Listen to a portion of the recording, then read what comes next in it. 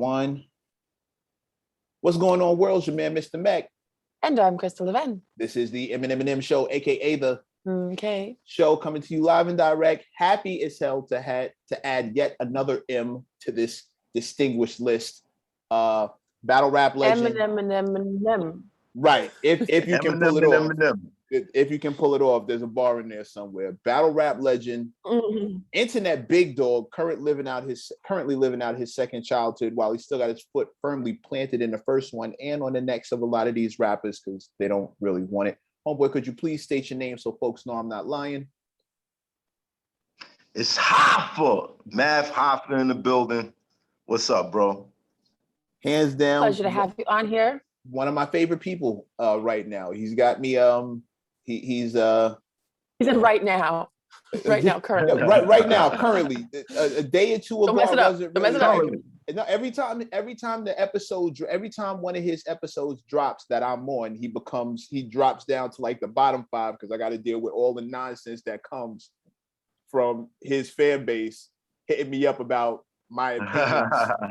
host and creator of the My Expert Opinion show. Let's for the people who may be living under a rock, this is the guy who started it all and makes a lot of waves, interviews a lot of people all up and down the spectrum, but he keeps it hip hop. Salute. Yeah, he keeps it very, very close to the source. We don't get far away from what it is. We don't pull no punches.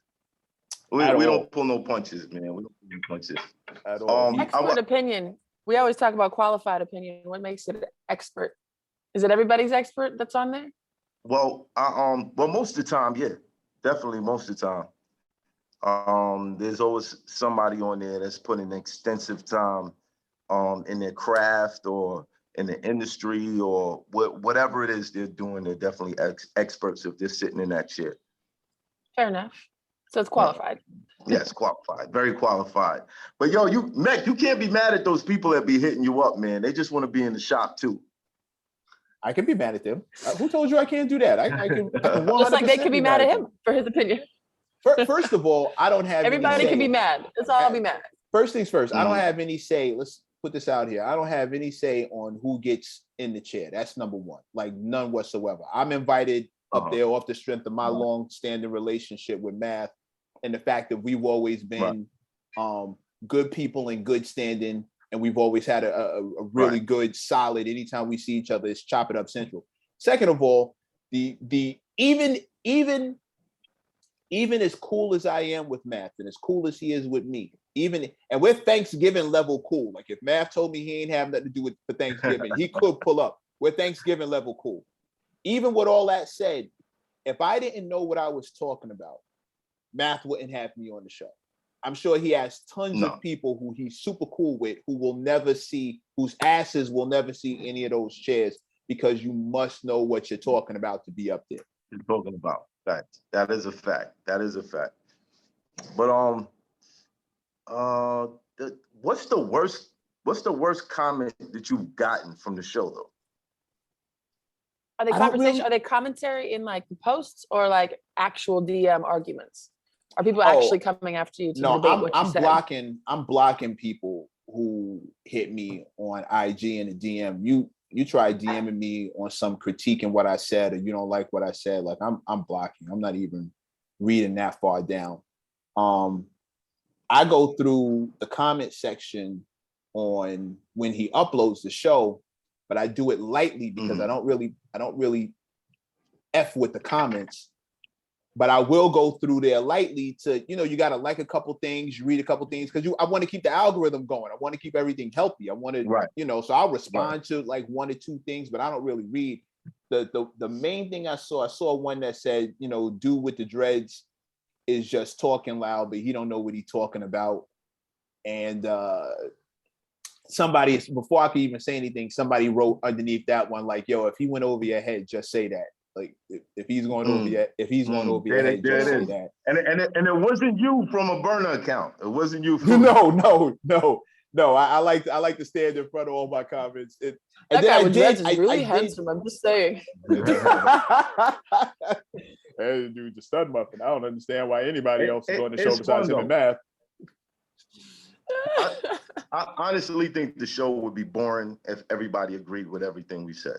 So we say that on our show all the time. time, even when it's just the two of us and we see eye to eye on a lot of things. I said, I mean, I forget my language. I call it a circle jerk. Like if everybody's just making each other happy, like what's it for? Circle jerk. Oh, pause. But yeah, I get it. I get it. Yeah, pause. Like massage circle, whatever it is. I mean, like everybody's just doing exactly what we all agree on already. So why are we talking? You could have called it an echo chamber and we could have avoided that entire thing. Well, you know, I played a game last night. Oh no, where is this going? Whoa. Well, wait and see, interrupters. So listen, I'm usually the interrupting cow. So we played a game last night. The DJ wasn't on yet at the restaurant we were at. So we were a little early. So it was just like basic house tunes behind us. And so we played a game where everything we said had to be that's what he said, that's what she said. And I think I'm still in it. Like in the back of my head, everything sounds dirty. So yes, good morning.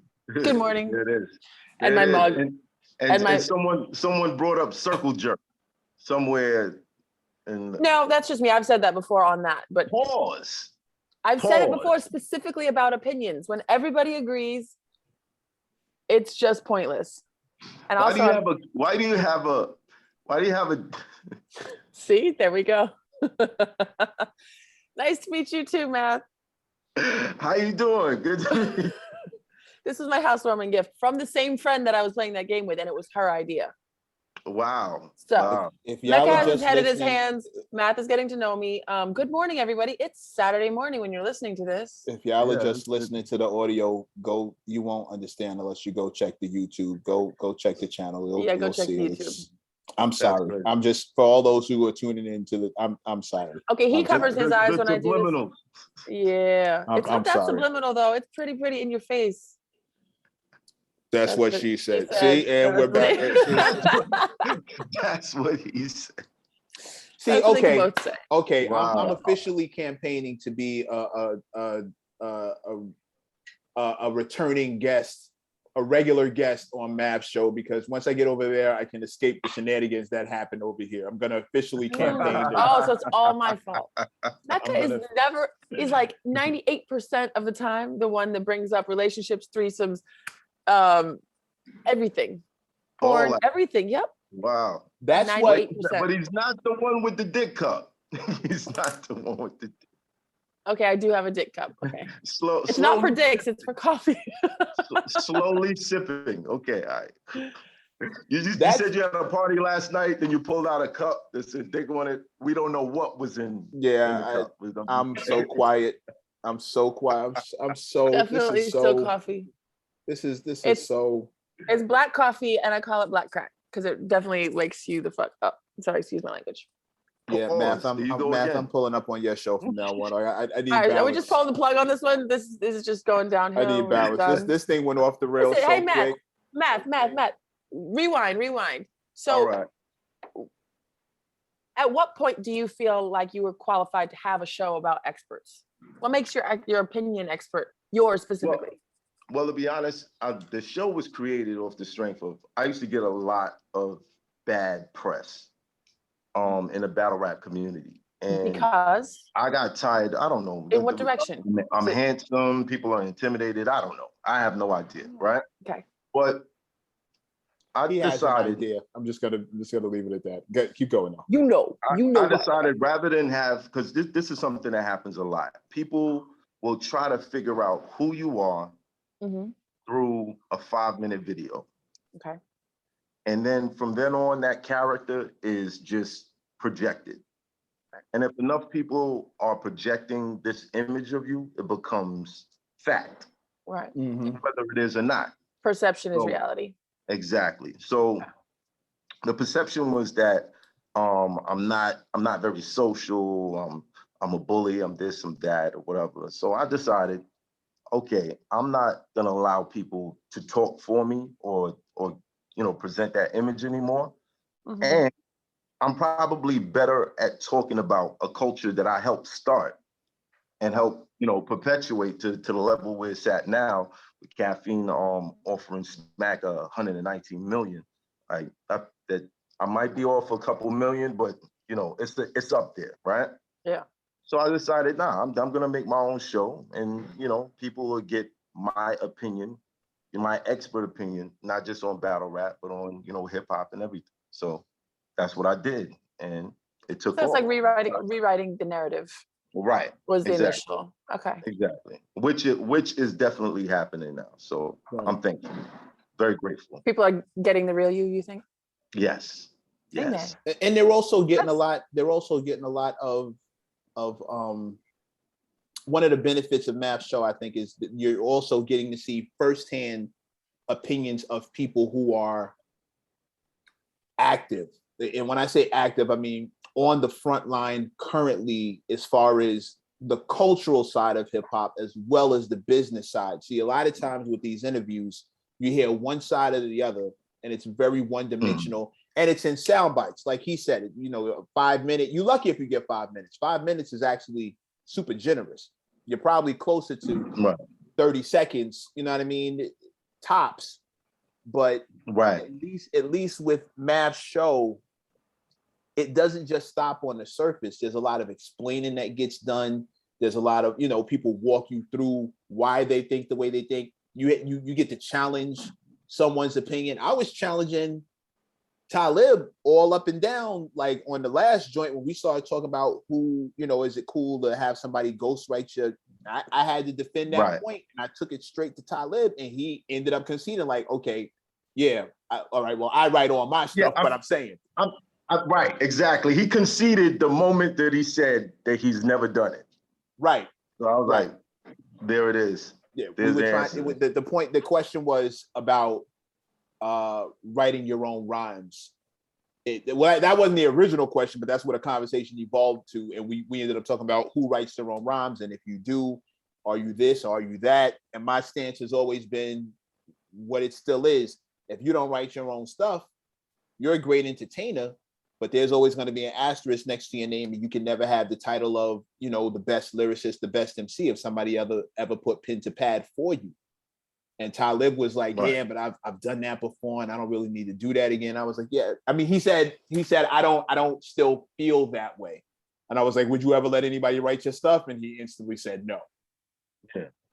He said the jam is king. Right, and right, I kind of respect him saying that, because the songs that come out of some of these situations are great songs. They're songs that we play for summers, and probably still play them now. So and they were fully crafted by a team of people, right? Like a bunch of artists. Yeah, like they say, two heads are better than one. Teamwork makes the dream work. Right, unless you're an MC, in which case it's got to come from you. Like, I mean, you still need a team, engineers or. Sure, but if anybody writes your stuff besides you, it's a problem. It's not the words, just not the words. I find it funny that there's some people out there who ghostwrite, but will never accept the ghostwriter. It's like They would lend their pen to somebody else, but never let it happen to them. Right. Like I sell coke, but I think you're the bottom batch of human beings, but I'm selling you the coke. You know what I'm saying? Like, well, you know how I look at that? I look at that as Floyd Mayweather having a bodyguard. Well, but don't they say, okay, but his bodyguard is protecting the public from him, technically, and him from his own, temper. It's for a money. Deterrent. It's a deterrent from him having to pay millions of dollars to whoever's stupid enough to run up on him thinking that they could do something to him. You know what I mean? Right, because you got to pay in order to fight anybody in the public. Right. His hands are also registered as his hands. Well, it's not attempted. His hands are registered as deadly weapons. So if he uses them, it's instantly a problem. But to spin the block, as we've been saying on Math Show, to spin the block, the premise alone of a professional fighter, a professional undefeated fighter, having a bodyguard sounds ridiculous, but it sounds the same as a ghostwriter who will never let anyone ghostwrite for them. Like, I got a bodyguard, but I'm not gonna hire him to fight for me in the ring, but I gotta hire him to hold me down outside. As far as y'all are concerned, the charts are the ring. You hire me to hold you down on the charts, but I'll never let you, you can't do anything for me, but I got you all day. It makes sense. I get it.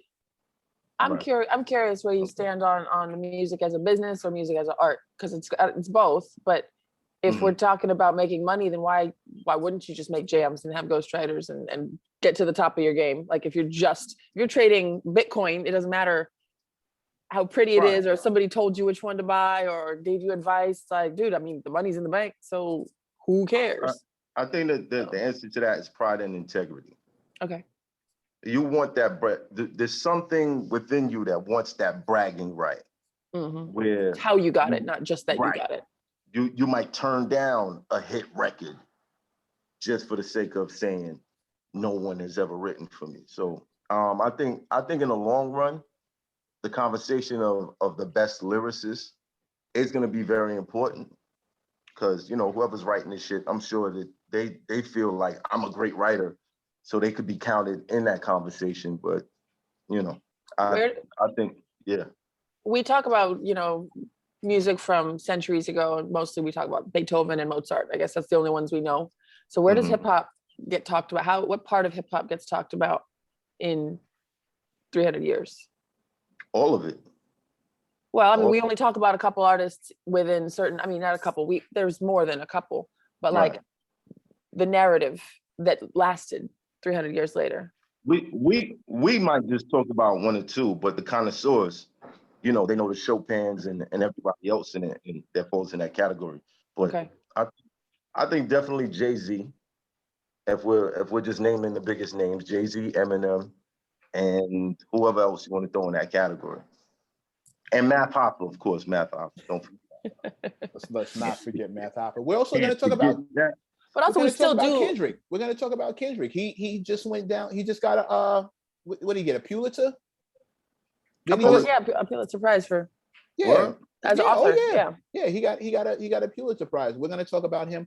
When 300 years, when they reflect back on this culture, and all of us are legends and memories, they're going to, like Mav said, they're going to look at everything. They're going to look at the amount of soul. I mean, they're doing it now. It now. So like there's college courses where the students have to study rap lyrics. Interesting. So, I think I've heard that. There's whole but also, so people still perform. I was going to say people still perform classical music, but they generally, I mean, people are still composing, I guess, but not famously or as people perform stuff from back then. Do you think people will perform hip hop hits like that, or were they still going to be making their own? Because at that point, then you're performing someone else's music. Hell yeah! If we make it that far, hell yeah! Why not? Why not? So people will have concerts emulating the Jay-Z's of the world and the Math Hoffas. We'll probably have holograms. Just, I mean, we already have them. Remember the Tupac Snoop one was the first one. I think that's part of the point. I don't think culturally we're only gonna touring worldwide. Like, I don't know, guys still there? Yeah, you broke up froze a little bit. You froze for a second. Okay. Yeah, I'm actually looking forward to that. I heard they were working on a Biggie hologram. I heard that too. They're doing a hologram show in Vegas of Michael, somebody. Yeah, an entire Vegas show. Wow. Yeah, forgive me if I'm wrong. I'm on the radio. I have a responsibility to. I'm raising my eyebrow when I hear they're doing a Biggie hologram, and it's not because I don't. For anybody who saw me do that, it's not because I don't want it to happen. It's because I'm always a little leery about them getting our stuff right. Right. It's not that I don't want it to happen, but I've seen a lot of jankiness when it comes to urban culture, period, but hip hop culture definitely, and they tend to get real slippy, real loose with the details when it comes to us. And you gonna start messing with Biggie. I just need y'all to get it like right. If Diddy don't approve, I don't really want to. If Junior Mafia don't say it's cool, I'm probably not gonna watch it. Yeah, I agree. When you said they, I mean, that's almost assuming that it's not people from the culture doing it. Because it rarely ever is. So right, so it should be for us. by us is your point, and I'm saying that us because I'm white. I would love for Y'all, that to be y'all. the case, but even the Or y'all by culture, y'all. even the culture as it stands right now isn't for us by us. Like which is one of the things that makes this show, and to a greater extent, the My Expert Opinion show, such a gem and such a treasure, because it is produced by people of the cloth, of the faith, of the culture, and we don't have to worry about. Right. And Math's entire thing is to make sure that it's not dumbed down, not diluted, not less than. He makes it a point to bring the voices who don't compromise and are going to speak their truth, general truth, et cetera, but we don't get that a lot. That's not something that happens fairly often. Most times the things that are created for the culture are not, we're lucky if we get a seat at the table in these rooms where these things are being thought up, which is why so much of it comes back to us sounding corny, and we can always spot it. I gotta sort of, I'm not sure if it's a question or just whatever, it's a conversation starter. When you said that you the wrong stories or the wrong 30-second clips or whatever were being told about you, the first thing I thought was thinking about the Kardashians, and I mean Love and Hip Hop, Real Housewives, any of those type shows that they go into it kind of knowing that it's going to be either ratchet, dramatic, drama, all this type of stuff, but at the same time afterwards, every year, even after 20 years of reality TV, people are always surprised that they're not portrayed well. They're always surprised that, in the reunion, they're like, well, that's not even what happened. And you just missed the real truth. And, it's all tears. But on some level, when the camera's on, you're being recorded. And if it's not your show, that somebody's editing it.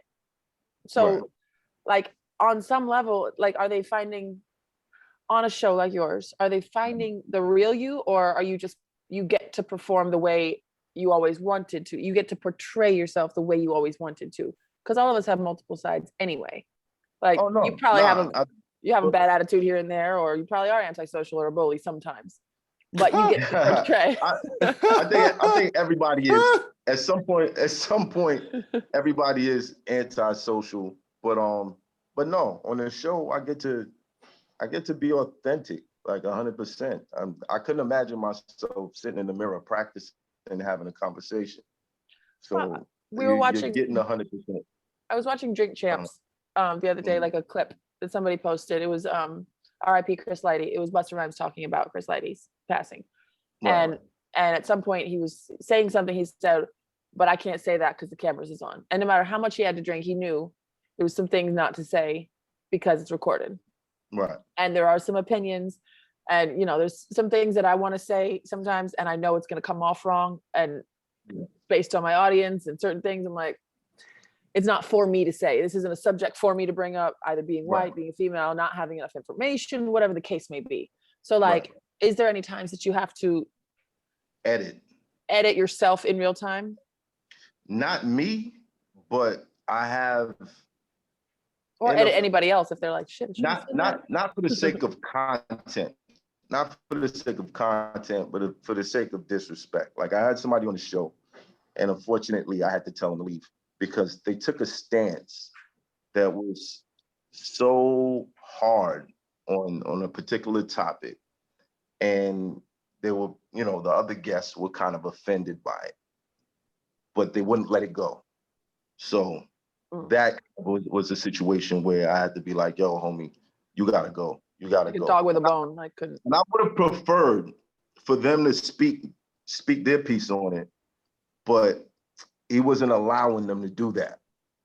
And yeah, so there are occasions, and this was a conversation about the LGBTQ plus, and it just didn't go right. Did not go right. But I would have preferred for that conversation to get out there, even though some people would have watched it, and maybe if they saw a clip of what he was saying, they would associate his feelings with the show, and it might have been something detrimental. But I don't care. I feel like the tough conversations are things that we have to get past them. Period. Yeah. People express a lot of contempt about what Lil Nas X is doing. But I look at stuff like that, like he's gonna over sensationalize things.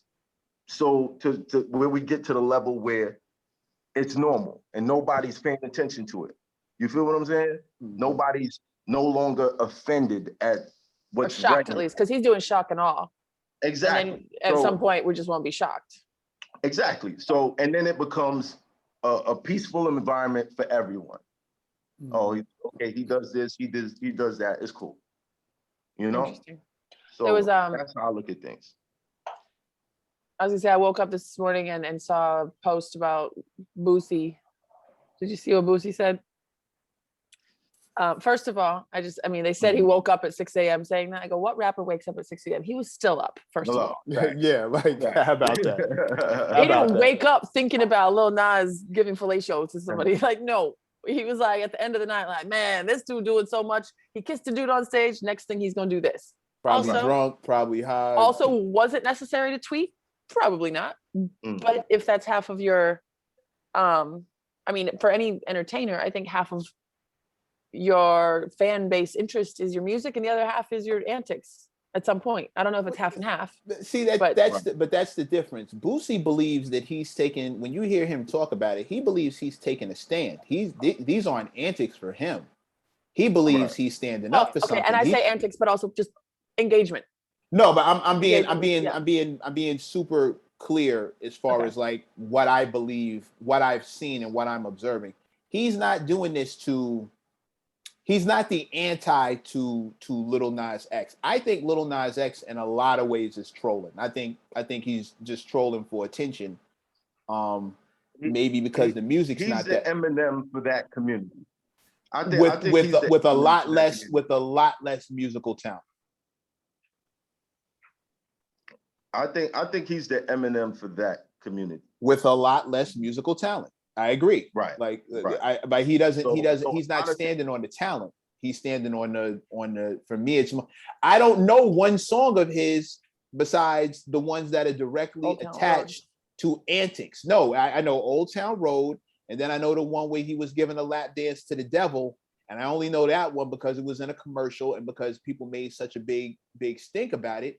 But I don't know his music. I know Eminem songs no matter what because they're awesome songs. And M never had to say much as far as controversy was concerned, but anything I know about M comes out of the lyrics, comes out of the bars. Lil Nas X, I just know the controversy. There was a lot of M had a lot of controversy, bro. He was saying some crazy. It was for the things he said in the songs, though. Girls. It was for the things he said, but it was always for things attached. But also what he was saying in the songs, his music. That's my point. Twitter, though, he was tweeting in his songs, though. He was saying crap about Kim, about his mother, about girls and boys, about Michael Jackson, about touching people. Like but that was his, back then there wasn't tweeting. So that's what he was doing. But he was literally saying these things publicly and getting backlash and being like, gotcha, trolling. No, and rhyming it well. See, but that's storytelling, but controversial storytelling. There's a difference for me between controversy caused by music and controversy caused for the sake of staying relevant or still keeping attention, keeping people's attention. One is trolling, and the other one is a song. Songs have always done the work of getting people's attention. We're all Prince fans in this room, right? Cardi B antics got her there, and then the ghostwriters helped, and then now she's who she is. She's cemented. But she was authentic with the trolling. I feel like we're entering an era where there's a formula to everything, and everybody's trying to find that formula. Right, break the algorithm or something. Yeah, exactly. You know, we kind of have to play on algorithms now. You know, if you want things to get any type of legs on the internet, if you want exposure for your shows, you have to pay attention to algorithms and stuff. So they know this and they do stuff like people saying, oh Kanye, how could a label release an album without your okay if you submitted it and all that? Like, we don't know if that was the way for people to be like, oh, so he didn't want this out. Let's go see what he didn't want out. You know, like it's all you don't know nowadays. Right. You can't. Who's trolling? Who's not trolling? Sometimes it's obvious. Sometimes it's not. So what makes it trolling if it's not authentic? Yes. Yes. That's If you wouldn't be, if you what makes right, it trolling. or if it's strictly done for attention to. I gotta come up. I gotta sit down and think of a The better doer would definition usually for this. claim that it's authentic, even if we think from the outside. So who gets to choose? But that's part of the trolling. That's why I differentiate. That's why the only way that I can really differentiate is when we start talking about music versus if I only know you because of your gimmicks, if I only know you because of the things you do outside of your music, anybody can talk any kind of shit. Prince was controversial because of what he wore doing music videos and the songs he sung and the lyrics inside of them. Eminem, same thing. Anytime Jay-Z was making noise early on, Nas, same thing. When I was 12, I went to Hell for Stuff in Jesus. Like, it was about saying something ill and being creative. This is not that. Right. This is how far can I push people's comfort zone to where they keep looking at me. I'm not really making an artistic point. I just don't want to lose people's attention. That's it. That's when you get the difference between trolling, gimmicks, and talent. Eminem did what he did because the controversy we know was all stuff that came out of his bars. When he slandered lesbians, it was in a rap song. It was, hey, let's just be friends. Like he all that shit came out of his lyrics. That wasn't in interviews. They interviewed him about the stuff he did in the lyrics. We're interviewing Lil Nas X about commercials and photo shoots and video shoots that don't have much to do with the song. It just has everything to do with keeping him relevant or maintaining his relevance. Right. That's the difference for me. But but I feel like it's dangerous for rappers nowadays because from a businessman's perspective, you look at what's going to boost the numbers. Right. Now, if the blueprint is the highest selling artist, then you're gonna find some sort of drama littered all throughout their career that helped boost their music to the top. If we're going back, we could say Tupac. He was somehow the unicorn who had so much drama, it propelled his music even more, it made his message stronger, but that's what it was. Unfortunately, part of his blueprint is he dies. You know what I'm saying? So right. I feel like that's happening with a lot of rappers, with their associations or the things that getting in trouble with the law or being impulsive in front of a camera or saying that's it's just all rolling out. And in some cases, we got the same result where the artist dies or he goes to jail. And all these things affect numbers.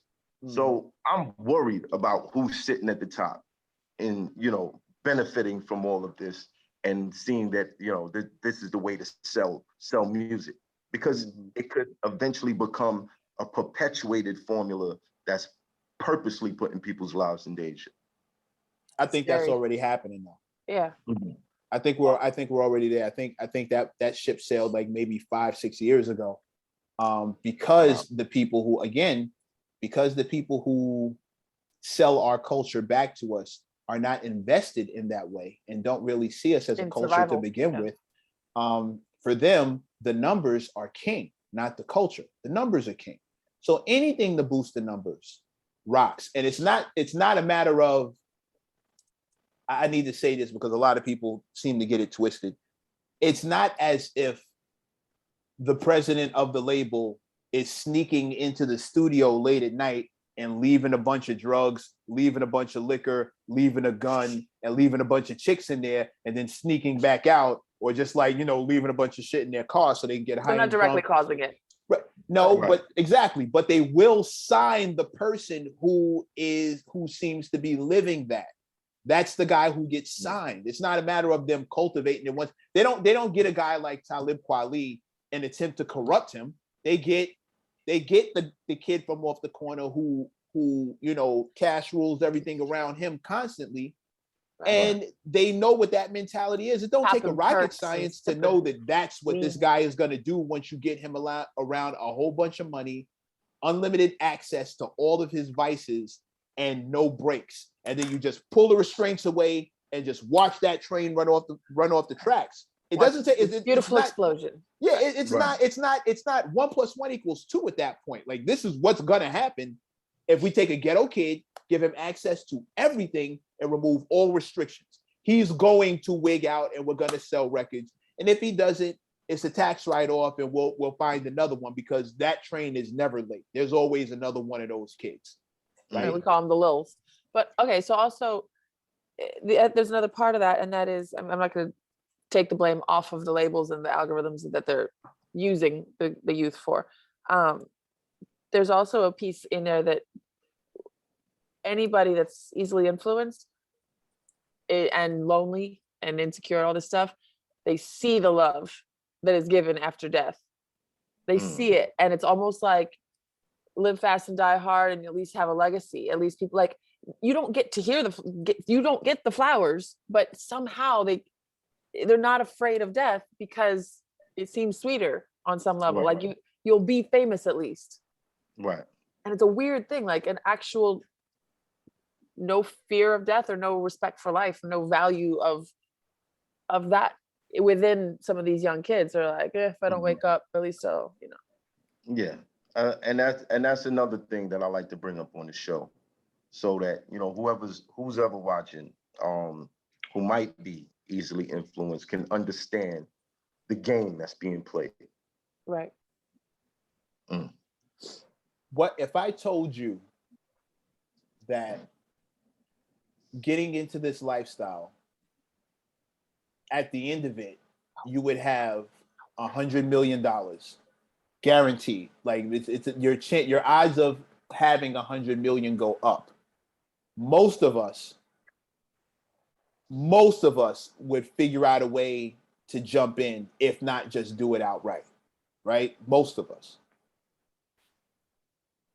With that said, keep in mind, just remember, if you want to figure out why these kids seem to romanticize the end of the story, which is like tragic, if you want to know why they romanticize it, all you have to do is remember that attention is the new currency. Attention is the new $100 million. So yes, if the end of it, I don't think it's just attention.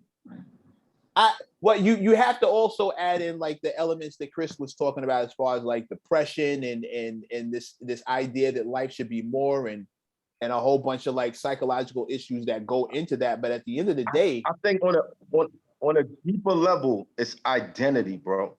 It's identity. Explain I remember what it felt like. I remember what it felt like being 15 years old, listening to rap, living in the hood, hanging with the drug dealers, and feeling like, what's the ceiling? What am I supposed to reach to? What's around me that I'm supposed to reach to? What came before me that set a level? Like, what is my legacy? What is the legacy attached to me, my family? It's that identity, and they don't have that. You know, the thing that changed me is, you know, I started researching like religion and digging deeper, and you know, I came across some brothers who told me, yo, you know, you really belong to this, and these are your people, and that kind of helped me, even though that wasn't something that I stuck with for a long time, but it helped me avoid a lot of BS. Right. Because I felt like feeling like you're part of something and you're worthy. There's and a lot something of before these you kids, and something after you. A lot of these kids, they don't have it. Unfortunately, They're just in America, floating without a lifesaver. Right. They don't. The legacy that you're presented with is, oh yeah, you was butt naked in Africa. We snatched you up. We brought you over, and then one day we decided to let you walk around free. So there it is. Live your life, enjoy. You know. So like, you don't feel like there's greatness within you. Right. So you look for things to. And other cultures hold on to deep Right. histories and their kings and queens and monarchs Right. and all this. And it's Yeah. unavoidable. It's unavoidable. I pull money out my pocket. I'm not seeing a black man. You know what I mean? Like, it's unavoidable to have that. So I think that on the deepest level, that's really the issue. Well, people not having anything great to connect themselves with. That's when it gets, lead them in a direction of being great.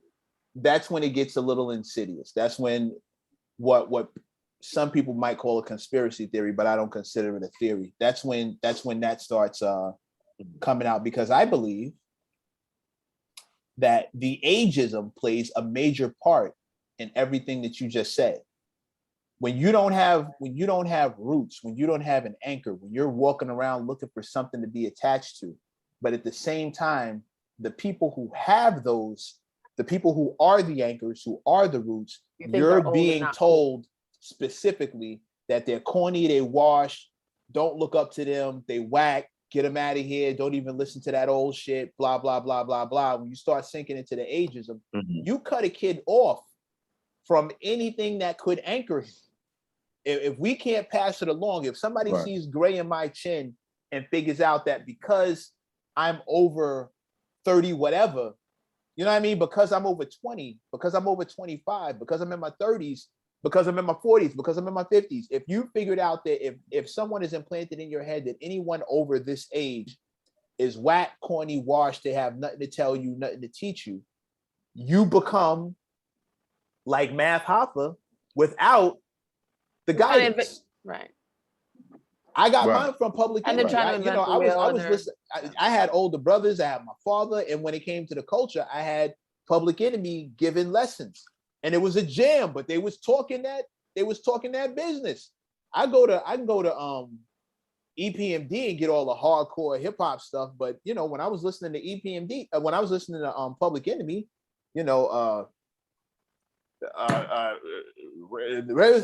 Elvis was a hero the most, but he never did shit to me. Motherfuckers is straight up racist, simple and plain. Motherfuck him and John Wayne, because I'm black and I'm proud. I'm ready. I'm hyped because I'm amped. Yeah. Most of my heroes don't appear on no stamp. I had to go look at, like, that was deep. I had to look. I ended up like, oh, what? John Wayne ain't a hero? Wait a minute. I've been hearing about John Wayne my whole life. What? And then you find out John Wayne was like an unhinged racist. You know, like Elvis was an unhinged racist, and here we all looking up to him like all that was cool. And he stole mad songs and stole mad music, and now all of a sudden, as a kid, I have a direction. And he stole Forrest Gump's dance moves.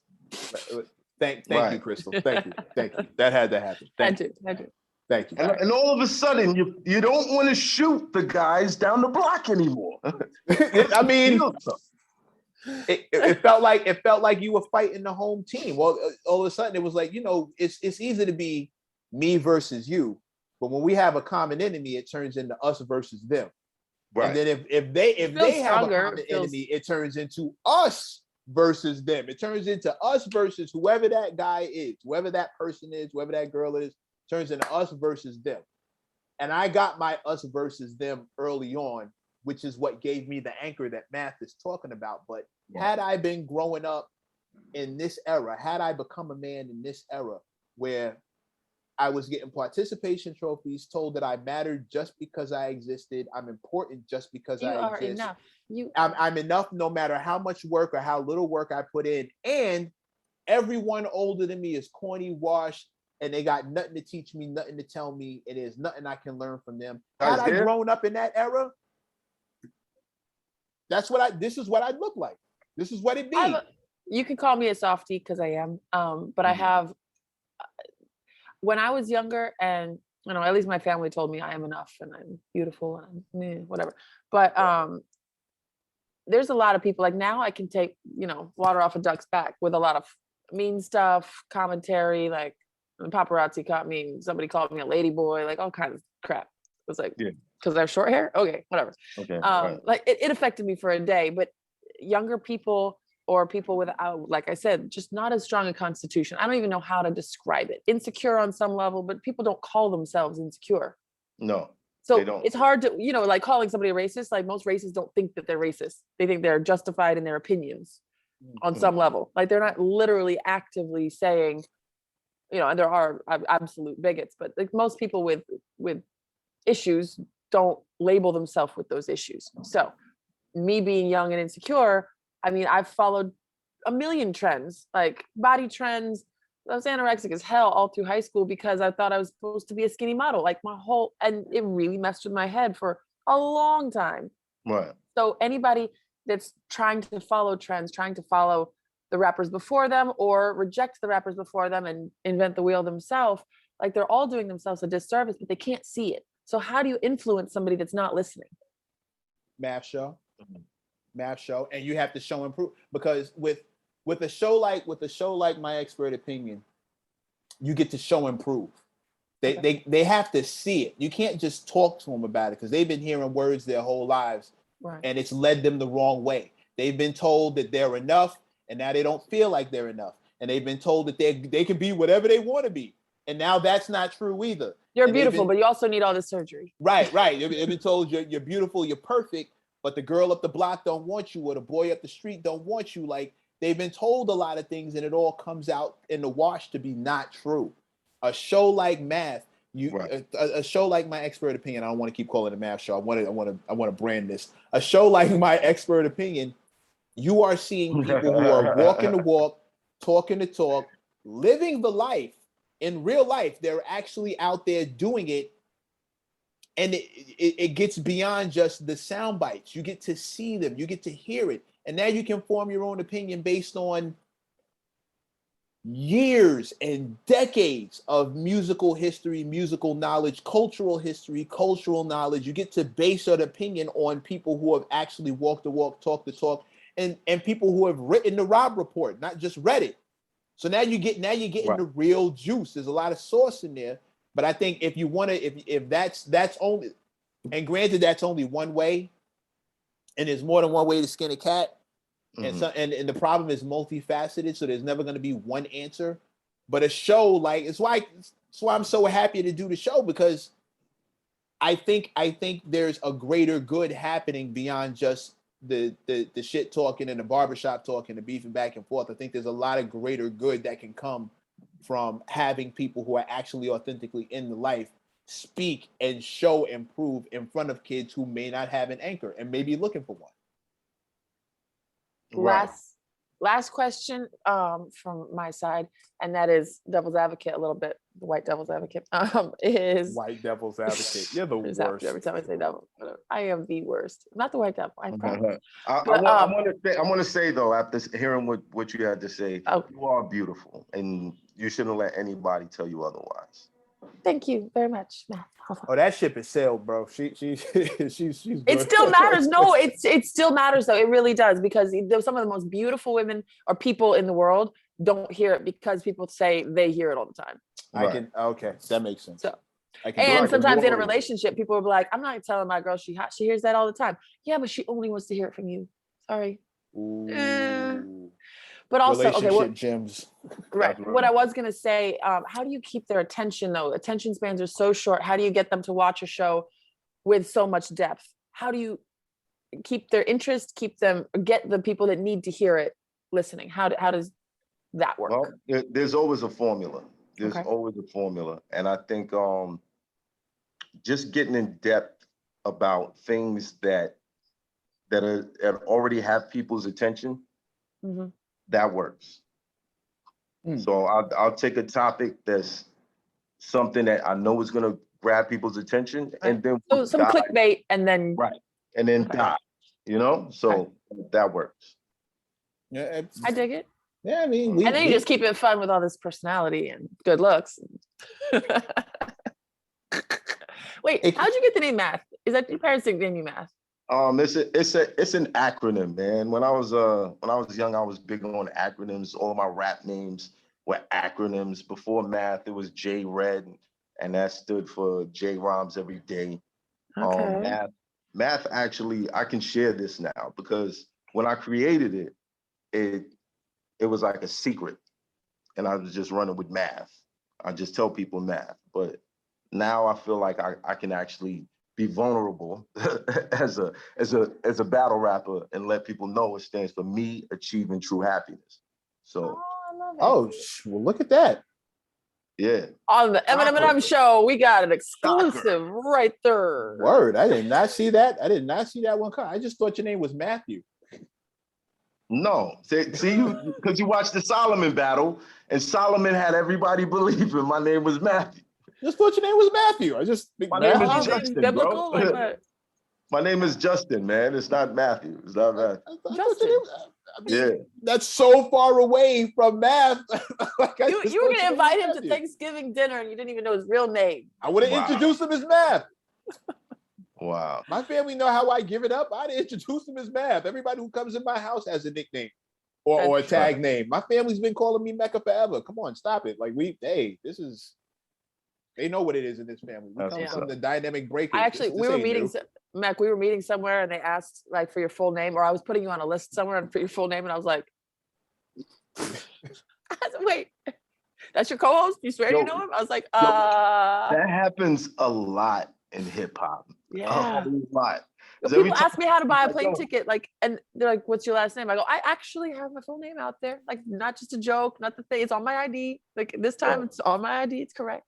Anytime that I had to go to an official, like a really official event, and I brought my homeboys with me, there was always somebody that I was like, "Damn, I know this person for this long. I do not know his real name. That's crazy." Yeah. We're gonna put Jedi and we'll figure out what his real name is. At some point, your real name and what's on your birth certificate become two separate things in this life. Like Jay-Z is Jay-Z as much as he is Sean anything else. Like we know his name because of think about it he this rebranded way. himself to let us know that. Originally, no. I think that everybody created masks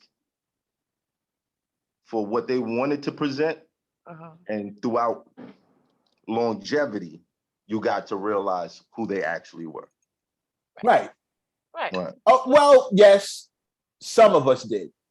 Some of us did. Do you know who J.O. Felony is? I don't know who he is in real life. So I don't know what kind of person he is. But there's also a freedom in that if you can keep up the facade for the public, then you get to go live your like anonymous life on some level. Like even if people recognize you, you kind of get to be those two. And then I mean, we brought up Prince. I told this story before I heard it. He was seen at a grocery store in like sweats and like sneakers. And somebody was like, you look like Prince. He's like, I am Prince. And I'm like, nah, he would never dress like that. And from then on, he wore the ruffles no matter what, like the ruffles and the heels. He never wanted to not be on that character. Which is when it stopped becoming a character and it started becoming who he actually was. That's my whole point. He wasn't dressing up as Prince. We only know Sean Carter because Jay-Z told us to, because Jay-Z told us who he was. Right. He rebranded himself. Right, but I guess that's kind of like manifestations meeting reality. And that's exactly where I'm going. Like after a minute, you become who you say you are. Like if Jay-Z walked up to me right now and said, "Hey, my name is Sean," I'd call him Sean, but I'm gonna slip and call him Jay. Eventually, somebody's gonna walk up and say, "Hey, Jay," like, and he's going to turn around. Justin all day long. Right. But if somebody said, "Yo, Math, what up?" Justin's gonna turn around because it's the same guy. And with that said, we're gonna bid adieu to Justin and Math because we've reached our time limit, unfortunately, just as the conversation was getting super deep. Bro, let everybody know where they can find you. Go plug all your socials and anything you got coming up. At math.hofo on Instagram. I'm not on Facebook much. I already do the I don't want to do the FBI, so I'm good on that. But you can find my show on YouTube, youtube.com/mathhoffa, and Twitter mathhoffa. So look me up, check me out. And how often is your show? Where do they find that? We drop once a week. Okay, and that's on YouTube. Yes, ma'am. Yeah. Word. YouTube and all streaming platforms also. Okay. I'm gonna pull up again. It's a great. It's like It's like medicine. I'm pulling up again. I gotta get another He's hit. addicted. Facts. Hip hop conversations. I miss those, man. I'm actually shooting today. What time? 9 o'clock. I'll let you know. Matter of fact, I'll let you know It's sooner cool, than 'cause later. I already got Thursday. We good. Thursday we definitely good. Okay. All right. All right. So if not today, Thanks I'll for see you joining Thursday. us. Nice to meet you. In the meantime, in between time, I'm your All man, right. Mr. Mac. And I'm Crystal Levin. This has been the M+M+M show, aka the Okay. show. May you live as long as you want and never want Right. as long as you live. Do us all a favor. Go get laid. Peace. Woo woo.